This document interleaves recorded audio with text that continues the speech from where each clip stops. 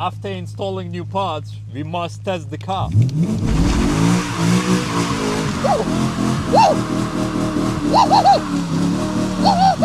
I feel like this should be the beginning of the video. Every other video you'll watch, they will remove the exhaust and they'll remove the diff completely to change the diff bushings. It's not ideal without removing the diff, but if I did it again, I would definitely not remove the diff.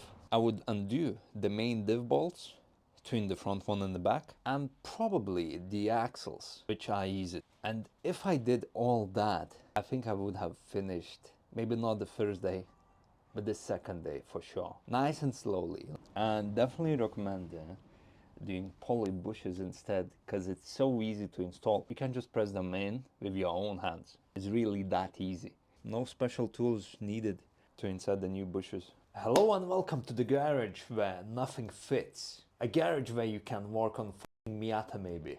The BMW E92 needs something, and it needs new differential bushings. Because the bushings are bad, we can't really drift. Because if we try to drift, we'll break the diff bolts, as I have in the past. And we'll be replacing the original diff bushings with these diff bushings from Powerflex poly bushes, which should last way longer, and the diff in general should feel better. After already buying these, it might not be perfect for E92. Reason being, the subframe itself, they get weak and then they break. I think the poly bushes will put even more strain on the actual subframe, which might lead to cracking, subframe breaking, but we shall see. It's too late now. The good news is it should be easier to install these than the original ones. Much easier. The bad news is I do not know what I'm doing.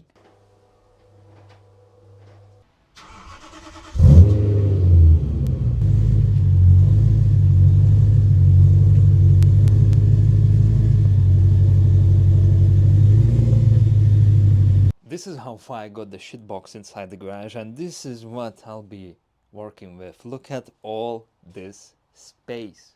Since the only way the car fits if everything here is empty, and then when it fits is like this close to a wall. I mean, look at this. We have some cardboard that I'll lay under the car to probably sleep there and just hang out, because really I don't know what the fuck I'm doing. Then we have some pillows as well. Bro, you know what, I might stay here overnight as well. I'll be homeless person sleeping under the car, trying to change part that I have no idea how to change. But let's get to it. But first we need to change the outfit. We have some Parkside Special and we have a coat.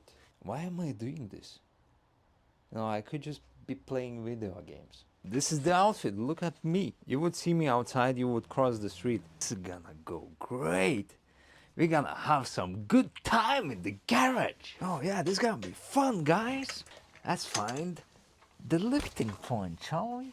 We'll be using differential to lift the car up. Not really supposed to lift it by cover. Up, up, up, up.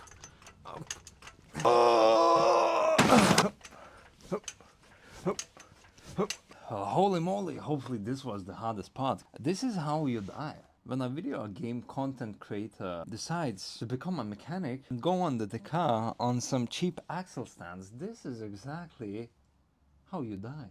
The good news is the subframe is not cracked anywhere yet.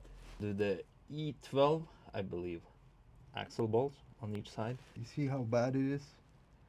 So this is what we'll be replacing. I believe this bolt took me at least an hour. I also let the diff bolt soak in a bit of this knockoff WD-40. And 4 hours later, here's what we have. The diff is still in the car. I tackled the hardest bit of removing the drive shaft bolts. Here they are. And then I did few axle bolts on each side. I think I'll be finishing with axle bolts now. I'm expecting to see you after I remove the diff, hopefully. And we are back. Do I have good news? Definitely not. Here's how the car looks. As you can see,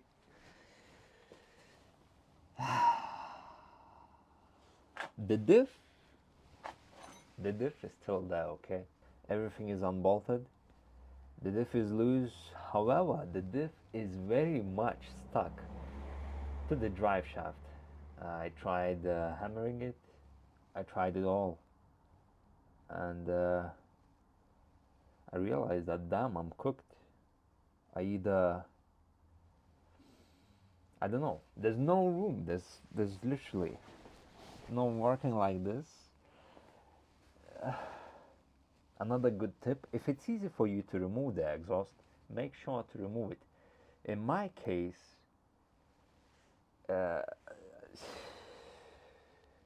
it's aftermarket. It's it's, it's custom exhaust, so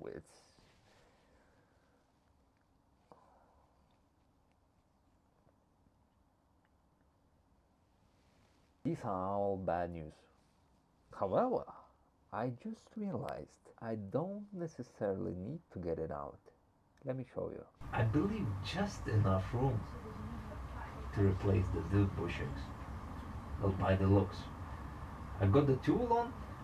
Everything seems to fit. So 2 front bushings, I think no problem.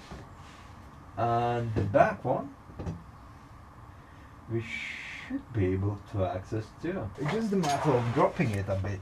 You will not believe this. It actually worked.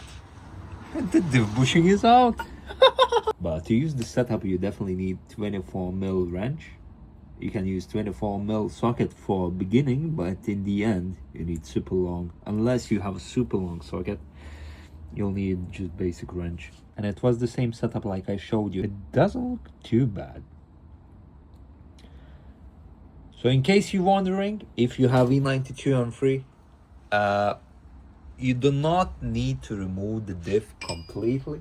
You know what? You probably don't even have to undo the drive shaft bolts, because my diff is still connected to the drive shaft. It's stuck to the drive shaft. That's why I didn't remove the diff completely. So all you need to really do is undo the differential axle bolts, lower the exhaust as much as you can. If yours original one, it should be pretty easy to remove this, but mine's not. Obviously undo the main diff bolts, 2 front, 1 in the back. I don't know. Hopefully there's actually point in changing these. And here's the back one.